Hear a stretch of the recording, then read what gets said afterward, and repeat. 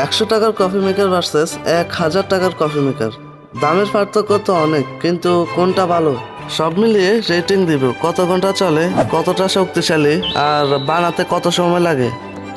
ঘটনা হলো, কফি ছাড়া একদিনও কাটে না, প্রতিদিন 2-3 মগ খাওয়াই লাগে। আম্মু আবার সৌদি আরবে একটা কফি মেশিন কিনে রাখছে, আর আমিও ভুলে অনলাইনে অর্ডার করে ফেলি। যাক, এখন আনবক্সিং করে খুলে দেখে 2টা উইস্ক আর একটা টাইপ সি কেবল দিছে।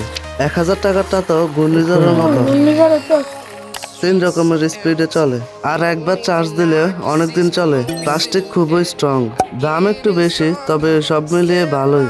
100 টাকার মেশিনের ব্যাটারি খুবই বাজে, তাই আমি ফাঁকার ব্যাটারি দিয়ে অনেকদিন ইউজ করছি।